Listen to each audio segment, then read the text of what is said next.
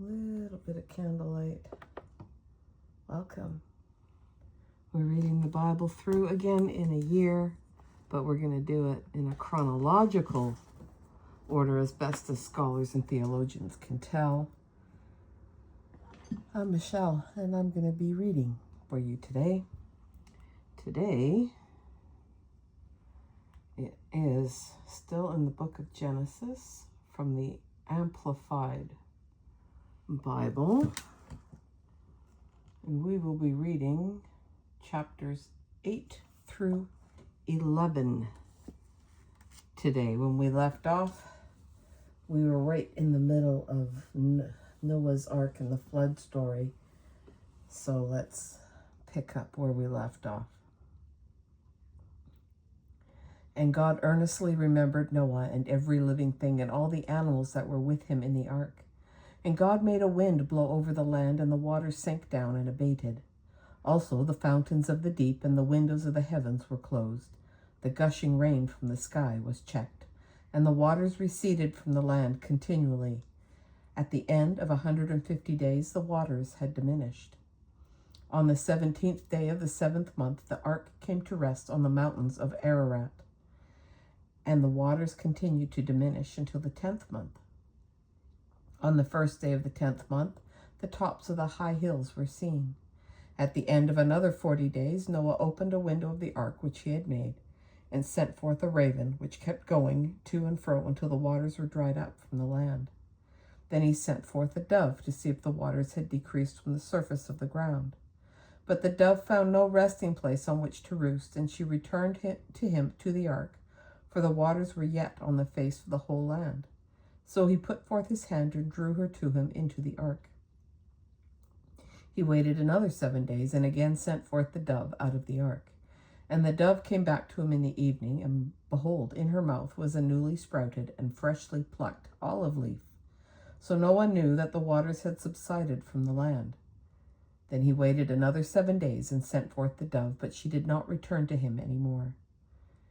In the year 601 of Noah's life, on the first day of the 1st month, the waters were drying up from the land, and Noah removed the covering of the ark and looked, and behold, the surface of the ground was drying.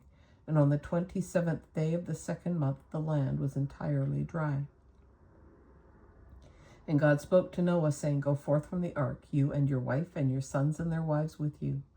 Bring forth every living thing that is with you of all flesh, birds and beasts and every creeping thing that creeps on the ground, that they may breed abundantly on the land and be fruitful and multiply upon the earth. And Noah went forth, and his wife and his sons and their wives with him, after being in the ark 1 year and 10 days. Every beast, every creeping thing, every bird, and whatever moves on the land went forth by families out of the ark. And Noah built an altar to the Lord, and took of every clean 4-footed animal and of every clean fowl or bird, and offered burnt offerings on the altar.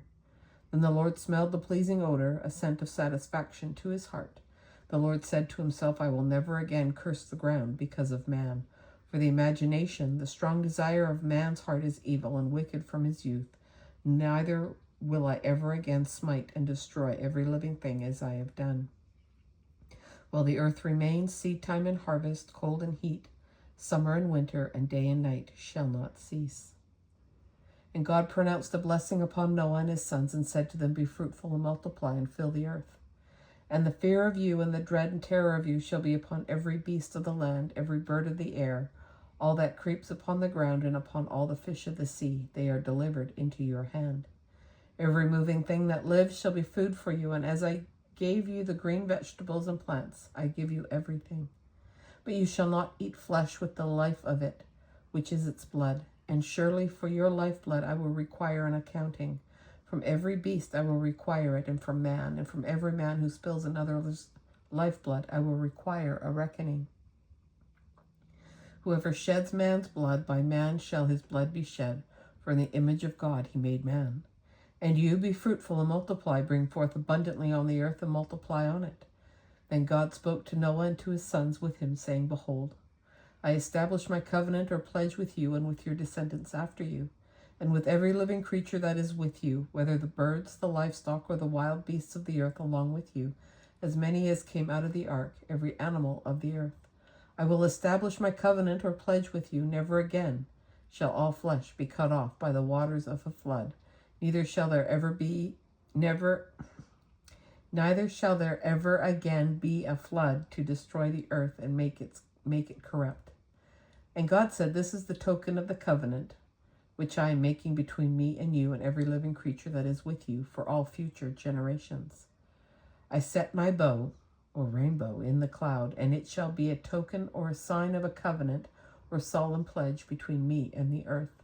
And it shall be that when I bring clouds over the earth and the bow is seen in the clouds, I will earnestly remember my covenant or solemn pledge which is between me and you and every living creature of all flesh. And the waters will no more become a flood to destroy and make all flesh corrupt. When the bow is in the clouds and I look upon it, I will earnestly remember the everlasting covenant or pledge between God and every living creature of all flesh that is upon the earth. And God said to Noah, this rainbow is a token or sign of the covenant or solemn pledge which I have established between me and all flesh upon the earth. The sons of Noah who went forth from the ark were Shem, Ham, and Japheth. Ham was the father of Canaan, who was born later. These are the three sons of Noah, and from them the whole earth was overspread and stocked with inhabitants. And Noah began to cultivate the ground, and he planted a vineyard. And he drank of the wine and became drunk, and he was uncovered and lay naked in his tent. And Ham, the father of Canaan, glanced at and saw the nakedness of his father and told his two brothers outside. So Shem and Japheth took a garment, laid it upon the shoulders of both, and went backward and covered the nakedness of their father, and their faces were backward, and they did not see their father's nakedness. When Noah awoke from his wine and knew the thing which his younger son had done to him, he exclaimed, cursed be Canaan, he shall be the servant of servants to his brethren. He also said, blessed be the Lord, the God of Shem, and blessed by the Lord my God be Shem, and let Canaan be his servant. May God enlarge Japheth, and let him dwell in the tents of Shem, and let Canaan be his servant. And Noah lived after the flood 350 years. All the days of Noah were 950 years, and he died. This is the history of the generations or descendants of the sons of Noah, Shem, Ham, and Japheth. The sons born to them after the flood were: the sons of Japheth were Gomer, Magog, Madai, Javan, Tubal, Meshech, and Tiras. The sons of Gomer, Ashkenaz, Riphath, and Togarmah. The sons of Javan, Elisha, Tarshish, Kittim, and Dodanim. From these the coastland peoples spread. These are the sons of Japheth in their lands, each with his own language by their families within their nations. The sons of Ham, Cush, Egypt, Mizraim, Put, and Canaan. The sons of Cush, Seba, Havilah, Sabta, Ramah, and Sabteca, and the sons of Ramah, Sheba, and Dedan. Cush became the father of Nimrod. He was the first to be a mighty man on the earth. He was a mighty hunter before the Lord. Therefore it is said, like Nimrod, a mighty hunter before the Lord. The beginning of his kingdom was Babel, Erech, Akkad, and Calneh, in the land of Shinar in Babylonia. Out of the land he, Nimrod, went forth into Assyria and built Nineveh, Rehoboth-ir, Calah, and Rezin, which is between Nineveh and Calah. All these suburbs combined to form the great city.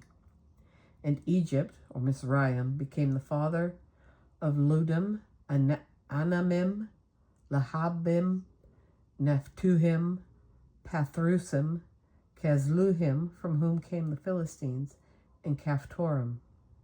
Canaan became the father of Sidon, his firstborn, Heth, the Hittites, the Jebusites, the Amorites, the Girgashites, the Hivites, the Arkites, the Sinites, the Arvadites, the Zemarites, and the Hamathites.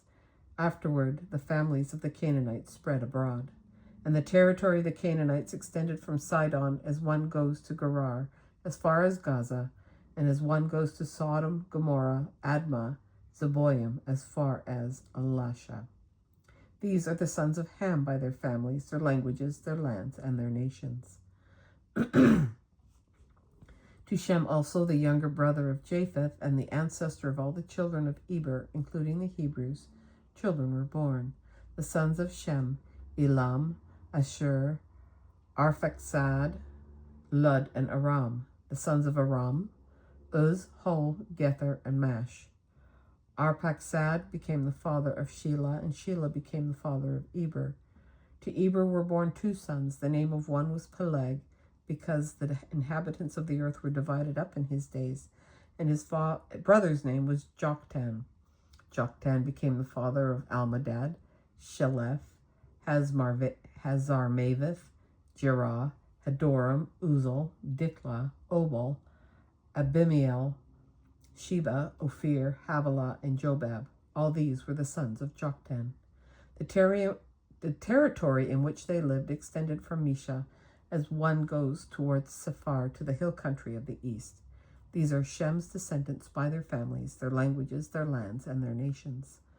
These are the families of the sons of Noah, according to their generations, within their nations, and from these the nations spread abroad on the earth after the flood. And the whole earth was of one language and of one account and one mode of expression. And as they journeyed eastward, they found a plain valley in the land of Shinar, and they settled and dwelt there.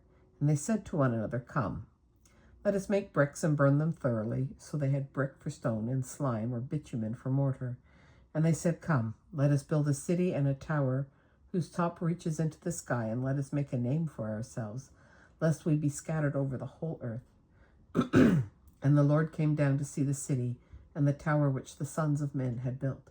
And the Lord said, Behold, they are one people, and they have all one language, and this is only the beginning of what they will do.